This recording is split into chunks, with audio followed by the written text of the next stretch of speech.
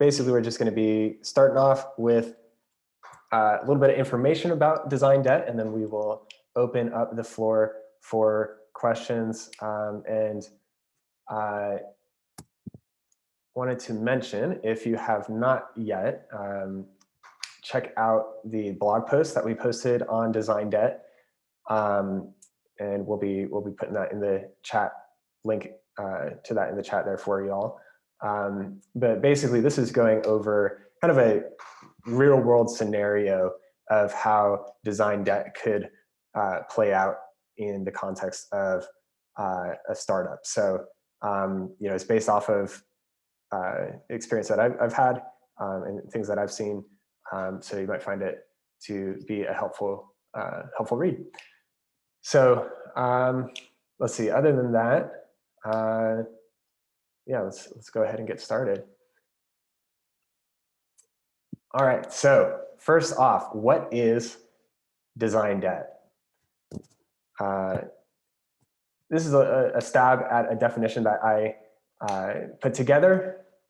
Design debt is releasing a product with subpar design, the cost of which will come due later with interest. So it is related to technical debt, for those of you who are familiar with the term. Tech debt basically being that the architecture of the code base needs to be updated as a product scales. New users come on, new features are added, things like that.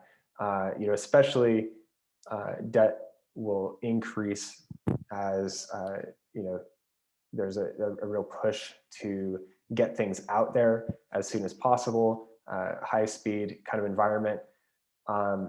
But there's always a cost associated with it, and especially as an application gets more and more complex over time and users come on board, the cost increases and somewhat exponentially. So some of it is unavoidable, but as much as possible, we want to mitigate design debt. So why would you accrue design debt? There's kind of a few main reasons that I have seen. One of the biggest ones has to do with kind of this concept as you are starting out to build a product, you're trying to get something out to market. This idea of a very scrappy MVP. So basically, this minimum viable product that can get something out to market as quickly as possible, so you can start to learn from your customers, which is all great. But there are ways to build it in such a way that's scalable, and there's some concepts around MVP that I think there's a lot of kind of misconceptions around in general of what an MVP actually is. A lot of times it gets kind of mixed up with a beta version or a V1 of a product or feature set, which is not always reality. It's not always the quickest way to learn about your customers. But of course, because you're trying to push to learn about your customers as quickly as possible, validate your ideas,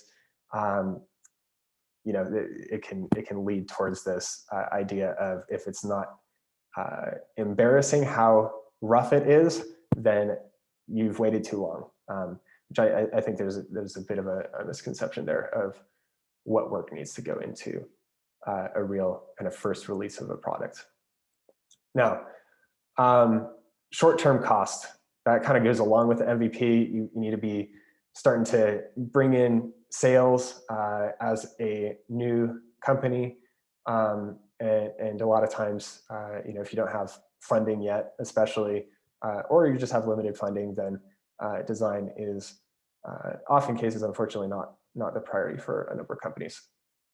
But I think a lot of that has to do with a lack of awareness, especially for non-technical founders who are just coming into the software space for the first time. So let's say, for example, you're coming from a different industry, you see a problem in your industry, you decide, I want to start a SaaS company around this problem that I think I could solve for myself, and I think I could solve for others who are in my industry.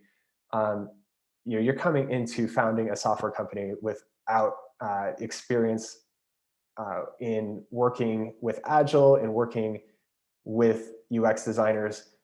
So there's just a lot of you don't know what you don't know. And of course, speed. You're just trying to get things done as quickly as possible. Try to get to market as soon as possible. Kind of goes along with the cost component. Now, let's get into what the cost of design debt is. So we talked a little bit about interest and how you accrue interest on your design debt over time.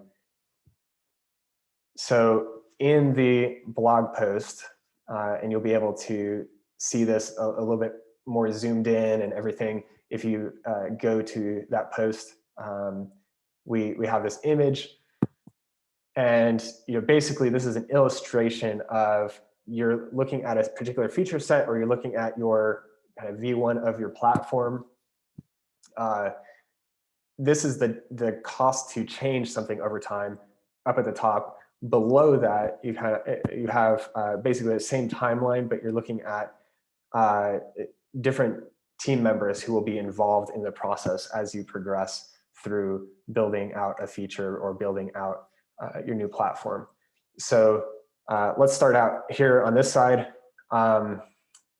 As you're starting out just in the design process and early product management process, you're really looking at just a couple main folks who are working on this. Of course, you can bring in developers that can definitely be helpful from understanding feasibility and technical constraints and things like that, but they're not going to be dedicating their time to working on this feature set quite yet. So early on, you're just trying to gather requirements. You're doing customer discovery. You are doing user interviews on the UX side. And competitive research, all that kind of stuff. You're getting into kind of the base wireframes, things that the cost to actually change things at that point is fairly minimal. You're going to be spending time, yes, but it's not going to be a lot of people's time, and you can change early ideas very quickly. Now you start to go up a little bit as you build out mockups, prototypes, things like that. As you start to narrow down, if you've seen that double diamond model, you're narrowing down your ideas into what you're going to end up going with and developing. And then, of course, you hit a big jump when you get the developers on board. So you are all of a sudden dedicating a lot of people's time to the project. And then, of course, that increases as you're getting ready to launch. You're bringing in marketing, you're bringing in sales, you're starting to train the sales team, the support team to be able to help out customers, and you're creating documentation, all that kind of stuff. Until you finally launch the product, your customers are forming opinions about you, about the company, about the product, for good or for bad. So, that could take the form of referrals, that could take the form of reviews, good or bad, online that folks can refer to. And then, of course, you're building on top of that. So there's layers of complexity, there's layers of support on top of that, enhancement requests, bugs, all that kind of stuff that you have to maintain for this particular feature set. So as much as you can get things right when the cost is low, the better. Now, let's jump into some brief points on addressing design debt. There are some very practical things that you can do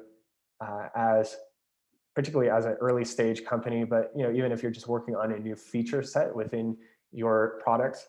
I like this Steve Jobs quote: "You've got to start with the customer experience and work back toward the technology, not the other way around." Now, obviously, that's a bit of a mantra at Apple, but frequently that's not the case when we're talking about startups. It should be. Now, practical steps: redefine MVP. So talked a little bit about that. We have a blog post that we posted towards the end of last year about what an MVP should actually mean for you as in early stage startup in particular. So definitely check that out. We'll be putting that in the chat here for you as well. Along with that, when you actually are getting to a true V1 or a beta, something that you're actually developing, you need to design it in a way that it will be able to scale. So that can mean a few different things. There's definitely the technical side of that, but there's also a design side of that. Are you thinking ahead towards some of the future functionality that you plan to add on after the initial launch? And are you building out the designs in a way that will accommodate those additions? Or are you going to have to basically scrap everything and change your whole information architecture, kind of the way that you think about organizing information and data in order to support these new features? Working in short release cycles is huge. So this is the agile short release cycle versus waterfall. Get everything right, requirements right, wise, and then get it to the dev team, and then they're handing it off, and then they're handing off, and then kind of that long process. We want to, as much as possible, operate in agile short release cycles. To get basically with that curve that we showed earlier, where things go exponentially up at the end, the scale of that whole chart is basically minimized if you're doing short release cycles versus one huge release that's just going crazy exponential towards the end. And this is something I've been kind of noticing a little bit more recently, which is as you're trying to work within these short release cycles, in order to keep these release cycles short, you need to really simplify things, which can be difficult. You're trying to plan ahead for future functionality. You're trying to plan for scaling, all that kind of stuff, while also making sure that the things are simple. They're not necessarily fitting every edge case perfectly. But there is some innovation that can happen kind of in that tension. So being able to take the time to wrestle with that tension is super important for innovating, thinking of new ideas. Next one, design system. You definitely want to have a design system in place. At the very least, just some basic components that you can iterate throughout your Figma designs or the actual front end build, just to speed things up and to keep consistency. Learnability is a huge thing there as well that will help with design debt down the road. And then clear requirements, that's a big deal. Just one of the things I see with founders is that they come in with this idea that's kind of this back of the napkin requirement that they give to the dev shop that they're working with, the general concepts, but a lot of the specifics in terms of the interaction design, in terms of the actual layout of things, they're really just giving very rough sketches or wireframes to the dev shop, and then the dev shop is having to do the design for them, which most of the time is not their specialty. So that brings us to the last point, working with a fractional design team. So, I think there's a tendency within the startup world to wait on hiring a designer until you can bring on that first full-time designer. Now, working with a fractional design team, you can actually bring in somebody for a short amount of time, short dedication each week, so that it's not paying a full-time salary. It's bringing somebody in like Trailmerge who can embed into your team and work with you even just in a small amount, because a little bit of design is better than no design at all. So we'll go into questions.